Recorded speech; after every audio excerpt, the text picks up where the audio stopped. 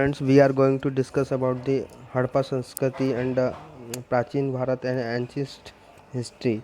ठीक है, इसके बारे में हम पढ़ने जा रहे हैं। ठीक है, इसकी भौगोलिक विस्तार सारी चीज़ों के बारे में पढ़ने जा रहे हैं। सबसे पहले कि इसको जो है आप सबसे पहले आप लाइक्स एंड सब्सक्राइब कीजिए। ठीक है, सबसे पहले आप लाइक सब्सक्राइब कीजिए, जिससे आपको क्या आगे जो भी वीडियो मैं बनाऊँगा उसको आपको देखने को मिलेगा और बहुत एग्ज़ाम की दृष्टि से बहुत ज़्यादा महत्वपूर्ण है ये वाली चीज़।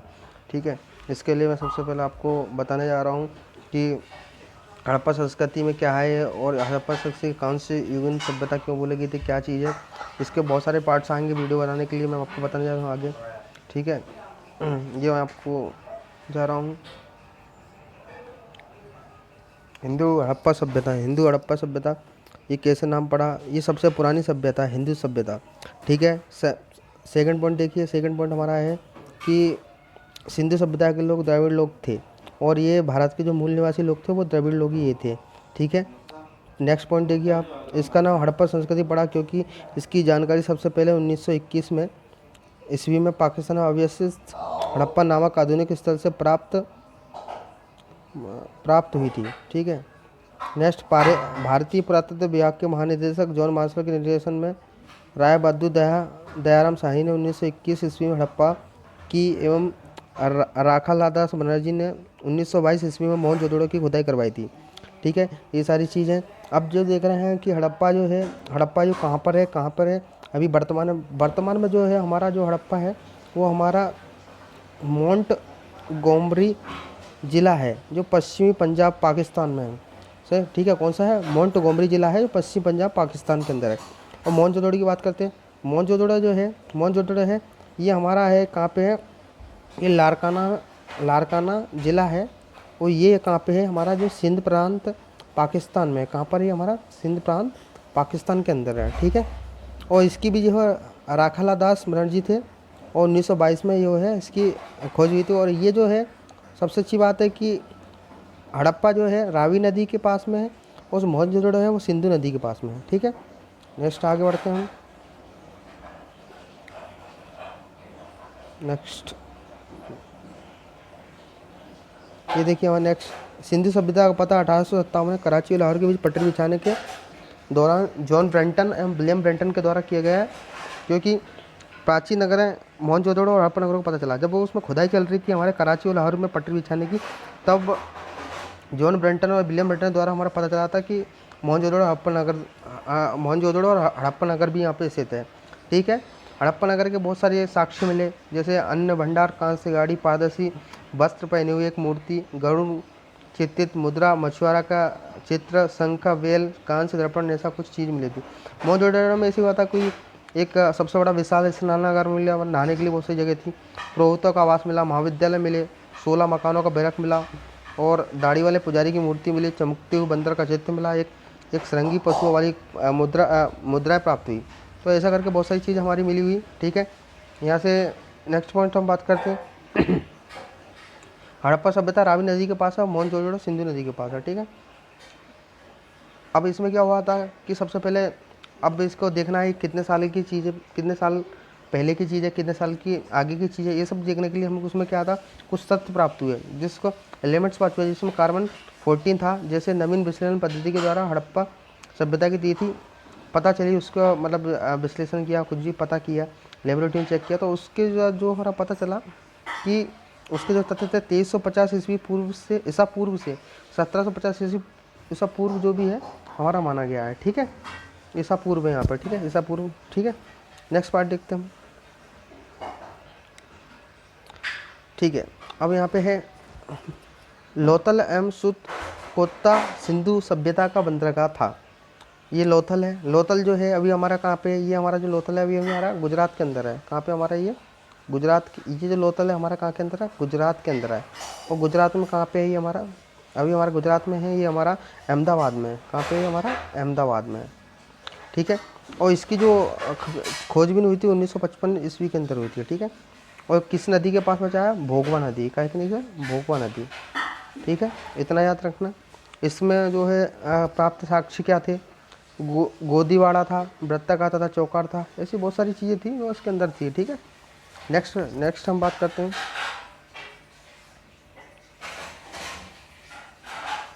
नेक्स्ट, अब क्या हुआ, हड़प्पा के 4 भौगोलिक स्थल हैं। हड़प्पा के 4 भौगोलिक स्थल में हम बात करते हैं। सबसे पहले बात करते हैं हम मांडा हमारा बात करते हैं। मांडा ये देखिए हमारा, ये मांडा है। ये मांडा हमारा जो है अखनूर जो ज़िला है उसके अंदर जम्मू कश्मीर के अंदर मांडा हमारा वहाँ पर स्थित है। ठीक है,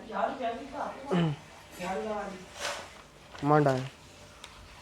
सेकंड में बात करते हैं, यहाँ पे सेकंड हमारा है आलमगीरपुर। ये हमारा सेकंड क्या है, हमारा आलमगीरपुर है। ठीक है, थर्ड हमारा है दैमाबाद है। फोर्थ हमारा है सुत कांगेडोर है। ठीक है, इसके बारे में हम देखते हैं। पहला बात करते हैं मांडा हमारा जो है यहाँ पे पड़ता है जम्मू कश्मीर के यहाँ पे। ठीक है, जम्मू कश्मीर के यहाँ पे अखनूर ज़िला है, उधर की साइड हमारा मांडा पड़ता है। ठीक है, और ये हमारी चीनाब नदी हमारी ये वाली जो बह रही है इसके दक्षिण तट पर स्थित है। और यह विकसित हड़प्पा सभ्यता का सर्वाधिक उत्तरी स्थल है। इसका उत्खनन 1982 ईस्वी में जगत जोशी और मधुबाला ने करवाया था। ठीक है, 1982 ईस्वी में जगत जोशी एवं मधुबाला ने करवाया था। मांडा में 3 सांस्कृतिक स्तर हैं, प्राक सेंधव्य, विकसित सेंधव्य एवं उत्तर सेंधव्य। ठीक है, और सेकंड बात करते हैं हम आलमगीरपुर की बात करते हैं। यह स्थित हमारा जो है इधर देखिए इलाका मेरठ जिले में हिंडन नदी, यमुना की सहायक नदी तट पर स्थित है। इस स्थल की खोज 1958 ईस्वी में की गई थी और भारत सेवक समाज संस्था द्वारा की गई थी। इसका उत्खनन कार्य यज्ञदत्त शर्मा द्वारा किया गया था। क्या नाम था इसका, यज्ञदत्त शर्मा द्वारा हमारा जो है इसका जो आलमगीरपुर का इसका किया गया था। थर्ड पॉइंट है दैमाबाद हमारा ये नीचे करके बात करते हैं। ये हमारा दैमाबाद है। यह स्थल महाराष्ट्र के अहमदनगर जिले में प्रवरा नदी के बाएं किनारे पर स्थित है।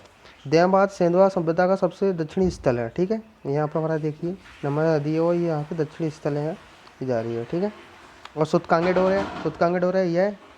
यह जो है सुतकांगेडोर, यह दासक नदी दिख रही है। दासक नदी किनारे से हड़प्पा सभ्यता का सबसे पश्चिमी स्थल है। इसकी खोज 1927 ईस्वी में हुई थी और इसकी खोज किसने की, मार्क आर.एल. स्टैन ने की थी। Mark RL. स्टैन ने की थी। हड़प्पा संस्कृति का संपूर्ण क्षेत्र त्रिभुजाकार है। ठीक है, इसका जो क्षेत्रफल है हमारा 12,99,600 वर्ग किलोमीटर है। ठीक है, 12,99,600 वर्ग किलोमीटर इसका क्षेत्रफल है। ठीक है, त्रिभुज हम ऐसे ही बना सकते हैं, ये देखिए। ठीक है, पंजाब में हड़प्पा और सिंध मोहनजोदड़ो को हम क्या बोलते हैं, मोहनजोदड़ो है, इसको हम बोलते हैं मृतकों का टीला। क्या बोलते हैं, मृतकों का टीला। और ये जो है मोहनजोदड़ो हड़प्पा जो है इनके बीच की जो दूरी है 483 किलोमीटर एक दूसरे से दूर है। ठीक है, ये ध्यान रखना। और एक दूसरे से सिंधु नदी द्वारा जुड़े हुए रहते हैं। नगर योजना संरचना, यानी कि नगर योजना संरचना कैसी थी वो हम देखते हैं। सबसे पहले फर्स्ट पॉइंट देखिए, ये जो है गलत पॉइंट दिया है लेकिन हड़प्पा संस्कृति लिखा हुआ है, थोड़ा इसको माइंड मत करना। ये हमारा जो है हड़प्पा संस्कृति की प्रमुख विशेषता इसकी नगर योजना प्रणाली थी। यहाँ पर जो लोग थे नगर योजना प्रणाली वाले थे, गाँव वाले लोग नहीं थे। ठीक है, हड़प्पा और मोहनजोदड़ो दोनों नगरों के अपने अपने दुर्ग थे जहाँ शासक वर्ग के लोग रहते थे। ठीक है, हड़प्पा मोहनजोदड़ो दोनों अपने दुर्ग थे जहाँ शासक वर्ग के लोग से, ये हो गया। ठीक है, नेक्स्ट पॉइंट देखिए, नगरों में सड़कें एक दूसरे को समकोण बनाती हुई काटती थी तथा नगर अन्य खंडों में विभक्त थे। ऐसा है, समकोण बनाती हुई हमारी जो नहर वो थी सड़कें। कालीबंगा के अनेक घरों में कुएं पाए गए हैं। घरों का पानी बहकर सड़कों तक आता था जहाँ उनके नीचे मोरियाँ बनी हुई थी। क्या बनी थी, उनके नीचे मोरियाँ बनी हुई थी। ठीक है, ये हो गया हमारा। नेक्स्ट पॉइंट, यह मोरियाँ ईंट और पत्थरों से ढकी रहती थी। कैसे रहती थी, ईंट और पत्थरों से ढकी रहती थी। ठीक है, नेक्स्ट पॉइंट देखिए। नेक्स्ट पॉइंट हमारा देखिए कृषि एवं पशुपालन। यहाँ का कृषि और पशुपालन की बात करते हैं। ठीक है, कृषि पशुपालन हमारा जो ये है बात कर रहे हैं हमारा कि यहाँ पे जो है सिंधु प्रदेश में पहले की अपेक्षा बहुत कम वर्षा होती थी, इसलिए यह प्रदेश अब उतना उपजाऊ नहीं रहा। ठीक है, यहाँ पे पहला पॉइंट देखिए हमारा, ये देखिए वर्तमान में सिंधु प्रदेश में पहले की अपेक्षा बहुत कम वर्षा होती थी, इसलिए उपजाऊ नहीं है। नेक्स्ट पॉइंट, सबसे पहले कपास पैदा करने का श्रेय सिंधु सभ्यता के लोग को जाता है। यहाँ पे जो मेन खेती थी, जो कृषि थी, वो सबसे पहले कपास थी। ठीक है, कपास के साथ में एक गेहूँ जो भी होती थी। अब ये देखिए नेक्स्ट पॉइंट देखिए, और ये कपास की खेती के कारण जो है यूनान के लोग इससे सिंडन कहने लगे। क्या कहने लगे इसको? सिंडन कहने लगे। ठीक है, कहाँ के? यूनान के लोग। नेक्स्ट पॉइंट, इस सभ्यता में गेहूँ जौ की फसल मुख्य फसल थी, और इसमें सबसे जो है गेहूँ जो है राई मटर आदि अनाज पैदा करते थे। 9 प्रकार की फसल का ज्ञान था। वे 2 किस्म की जो फसल थी गेहूँ और जौ उगाते थे। इसके अतिरिक्त वे तिल और सरसों भी उगाते थे। ठीक है, ये याद रखना है। ठीक है, अब इसमें क्या है, चावल के उत्पादन में साक्ष्य लोथल और रंगपुर में मिले थे। और यहाँ पे क्या था कि गांव की रक्षा के लिए खड़ी की गई पक्की ईंटों की दीवार से स्पर्श होता था कि बाढ़ प्रत्येक वर्ष आती थी। यहाँ पे ऐसा होता था। अब बहुत सारे पॉइंट है यहाँ के समृद्ध देहातों और नगरों को देखने से ज्ञात होता था कि प्राचीन काल में यह प्रदेश अत्यधिक उपजाऊ था। ठीक है, और पाकिस्तान के पंजाब प्रांत में, पाकिस्तान का जो पाकिस्तान है उसके पंजाब प्रांत में एक बहावलपुर ज़िले में स्थित चोलिस्तान और भारत के हरियाणा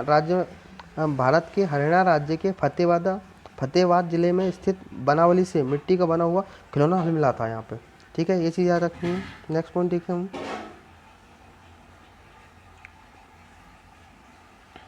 हड़प्पाई लोग बैल गाय भैंस बकरी भेड़ सूअर पालते थे। ठीक है, इनका प्रमुख वो चीज़ थी। कुत्ते प्राणियों से पालतू जानवर थे इनके। बिल्ली भी पाली जाती थी। कुत्ते बिल्ली दोनों के पैरों के निशान मिले हैं यहाँ पे। और यहाँ पे हाथी घोड़े भी परिचित थे। ठीक है, और इन्हें कुबड़ वाला सांड भी विशेष प्रिय था। इसके अतिरिक्त यहाँ गधे ऊँट भी पाए जाते थे। और हड़प्पा काल में गेंडा का प्रमाण था। भारतीय गेंडा एकमात्र प्रमाण था जो अमृत से मिला था। बंदर भालू खरका आदि जंगली जानवरों का भी ज्ञान था। इसकी पुष्टि जो है मोहर ताम्र तस्वीरों आदि पर अंकित इनके चित्रों से होती है। शेर का कोई साक्ष्य नहीं मिला यहाँ पे। और यहाँ पे सबसे पहला क्या है, यहाँ पे एक लोहा हमें कहीं से कहीं तक नहीं मिला। तो इसमें जो है इसका जो है लोहा जो है इस सभ्यता में हमें नहीं मिला कहीं पर भी। ठीक है, इसमें सबसे ज़्यादा कांस्य से मिला। ठीक है, बोला कांस्य, लोहा नहीं मिला। कांस्य की मूर्ति मिली, बहुत कुछ मिला वहाँ पे। ठीक है, नेक्स्ट हम देखते हैं,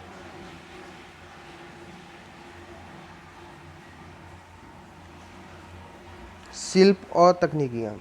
हड़प्पी लोग कांस्य के निर्माण और प्रयोग से भलीभांति परिचित थे। वो क्या करते थे, कांस्य तांबे और टीन को मिलाकर धातु शिल्प द्वारा बनाया जाता। और बहुत सारी चीज़ें मोहनजोदड़ो में बुने हुए सूते कपड़े का टुकड़ा मिला था। कई वस्तुओं पर कपड़े की छाप देखने में आई।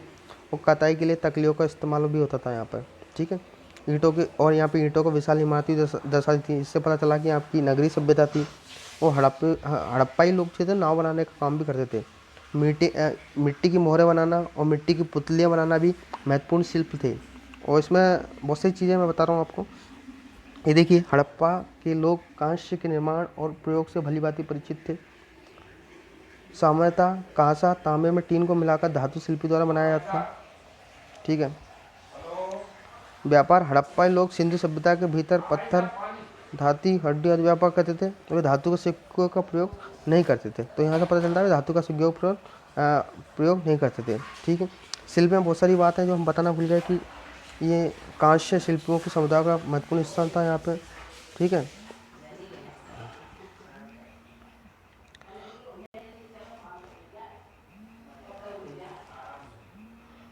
ठीक है, अब यहाँ पे बात कर रहे हैं हम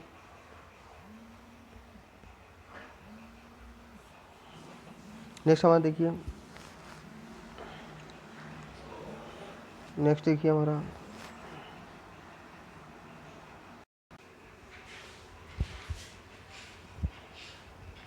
थोड़ी माफ़ी करता हूँ मैं, उसके लिए थोड़ा सा प्रॉब्लम हो जाती है कि इस तरह से हम आपको नेक्स्ट चीज़ बताते हैं।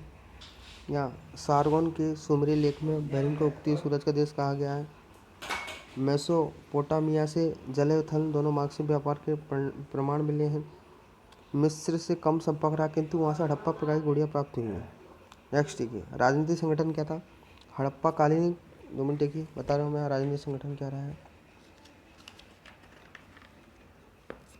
हड़प्पा कालीन राजनीतिक व्यवस्था के विस्तार रूप, वास्तविक रूप के बारे में हमें कोई स्पष्ट जानकारी नहीं है, लेकिन हड़प्पा संस्कृति की व्यापकता एवं विकास को देखने में ऐसा लगता है कि यह सभ्यता किसी केंद्रीय शक्ति सत्ता से संचालित होती, ठीक है। और यहाँ के जो लोग हैं, सबसे पहले वाणिज्य की तरफ जो है अट्रैक्शन बहुत था। किसकी तरफ? वाणिज्य की तरफ बहुत अट्रैक्शन था इनका, ठीक है।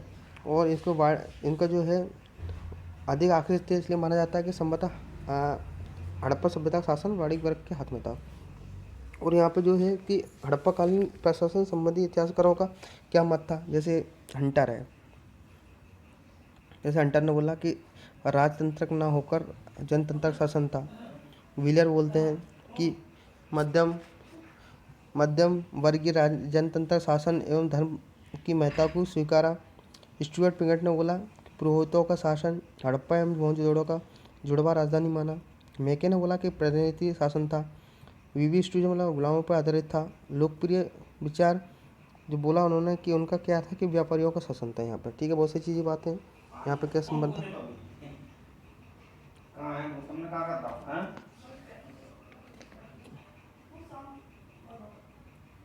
नेक्स्ट हम देते हैं सिंधु घाटी के पुरुष देवता। सिंधु घाटी के पुरुष देवता की बात करते हैं। यहाँ पे बहुत सारी चीज़ें हैं, क्या है क्या नहीं चीज़ें हैं। धार्मिक प्रतीक चिन्ह, धार्मिक प्रतीक चिन्ह सिंधु घाटी के पुरुष देवता में जो है, नेक्स्ट पॉइंट हम देखते हैं इसमें। नेक्स्ट पॉइंट है जो हमारा पुरुष देवताओं के एक मोर पर चित्रित किया गया है। इसमें एक योगी को ध्यान मुद्रा में एक पैर दूसरे पैर पर रखकर बैठे हुए दिखाया गया है। उसके चारों ओर हाथी, एक बाघ और एक गेंडा, आसन के नीचे भैंसा तथा पैरों के पास 2 हिरण हैं, ठीक है। इसमें सिंधु घाटी के पुरुष देवता का ऐसी चीज़ बताई गई है।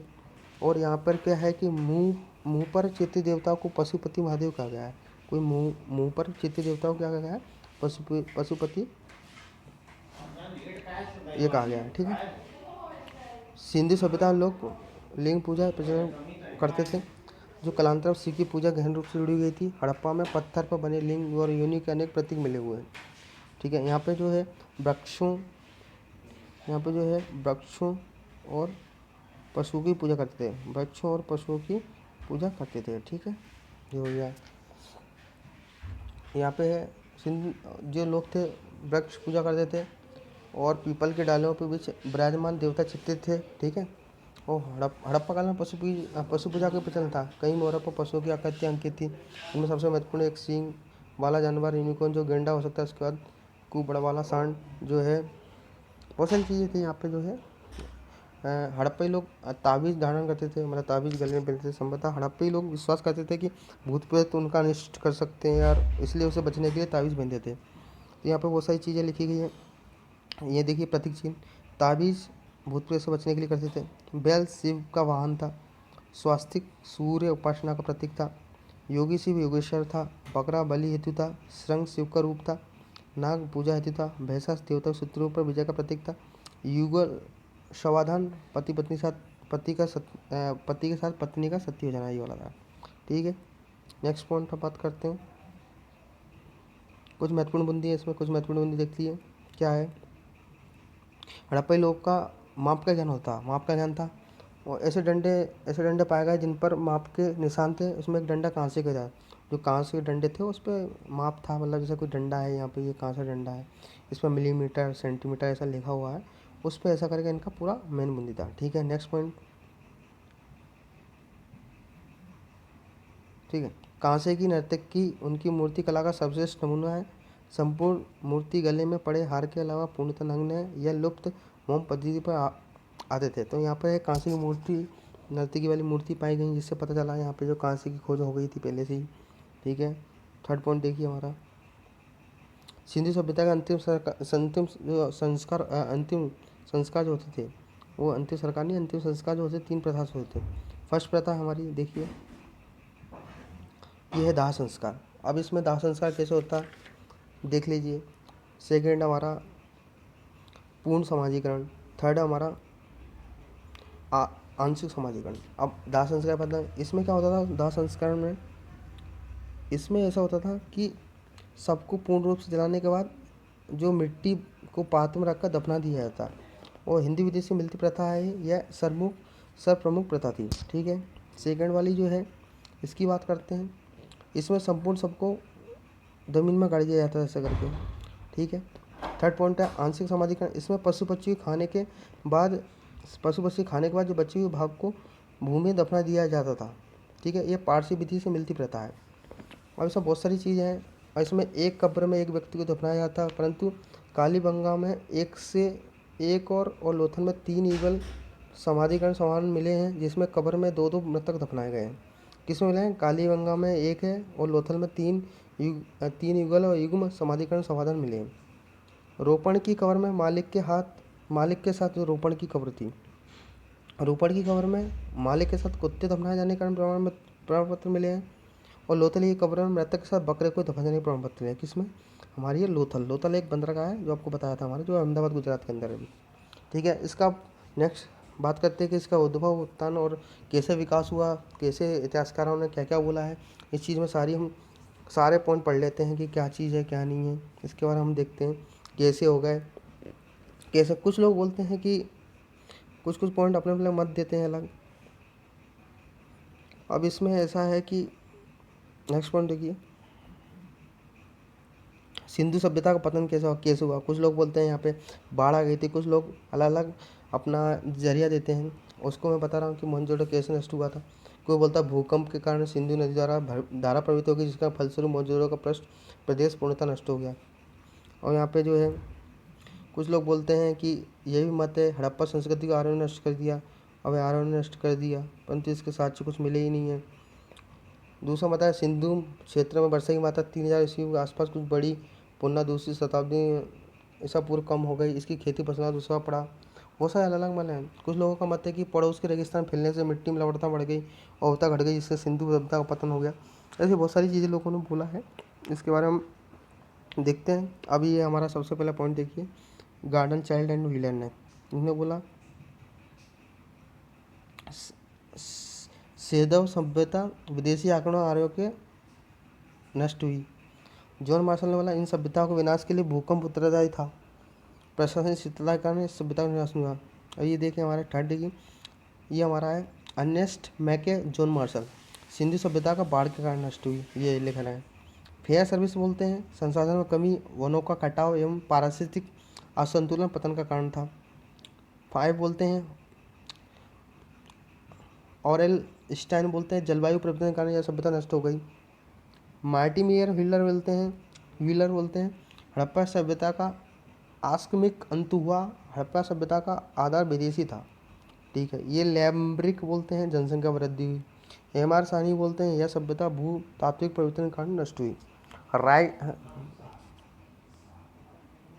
राइस एवं डेल्स डीडी ये बोलते हैं मोहनजोदड़ो के लोगों को आग लगाकर सामूहिक हत्या कर दी गई। ठीक है, यहाँ पे हमारा पूरा वीडियो समाप्त होता है। सबसे पहले आप लाइक सब्सक्राइब कीजिए आप इसको।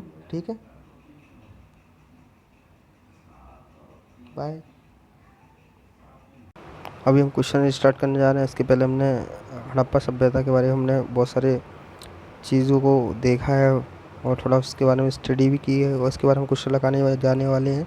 तो उसके बाद हमारा पूरा बहुत चैप्टर एक मजबूत हो जाएगा। देख रहे हैं हम क्वेश्चन पहला क्या है, हड़प्पा सभ्यता। ये देखिए हमारा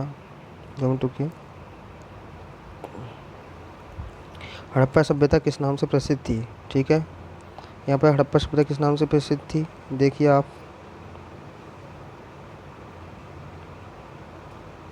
सिंधु घाटी सभ्यता थी, मोहनजोदड़ो सभ्यता थी, लोथल सभ्यता थी, या इनमें से कोई नहीं।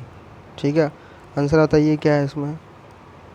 तो इसमें जो है फर्स्ट आंसर जो आएगा हमारा पहला आंसर आएगा कि सिंधु घाटी की सभ्यता के नाम से हड़प्पा सभ्यता से नाम जानी जाती है। ठीक है, सेकंड क्वेश्चन, सर्वप्रथम हड़प्पा सभ्यता की खोज किसने की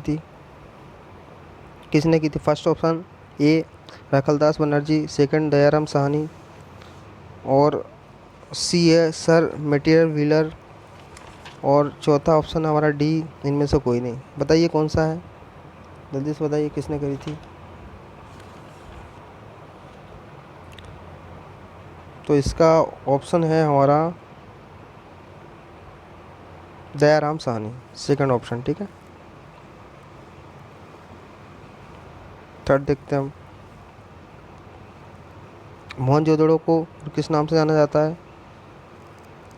पहला ऑप्शन मृतकों का टीला, सेकंड है मूर्तियों का स्थल, थर्ड है चूड़ियों का बाजार, फोर्थ है इनमें से कोई नहीं है। मैंने आपको बताया था कि मोहनजोदड़ो को किस नाम से जाना जाता है, हमारा है बी ऑप्शन है सॉरी ए ऑप्शन हमारा मृतकों का टीला, ठीक है, हो गया।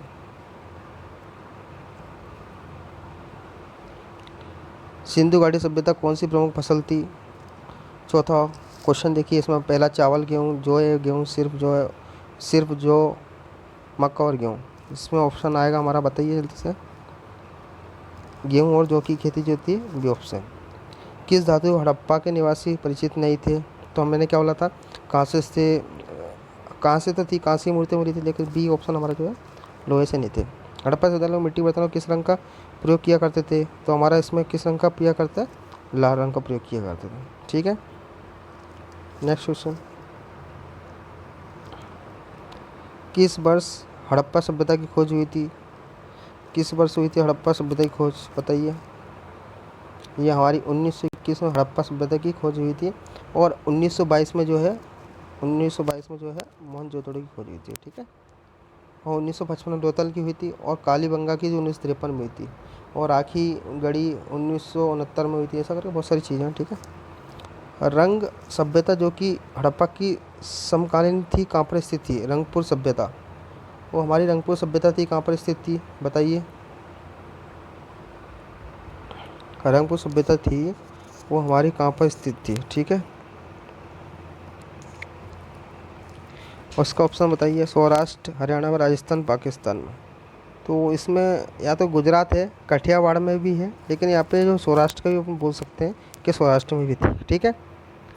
हड़प्पा सभ्यता की मोहरें किससे बनी थी? तो ये ऑप्शन है, ये सेलखेड़ी से बनी थी, ठीक है। तो यहाँ पे चैनल को आप लाइक सबसे पहले कीजिए, उसके बाद आप सब्सक्राइब कीजिए, इसमें आने वाले वीडियो को मैं आपको दिखा सकूं, ठीक है। और ये आगे बढ़ते जाइए, बस इतना ही वीडियो है, ठीक है। Thank you so much class, subscribe कीजिए सबसे पहले, थैंक यू।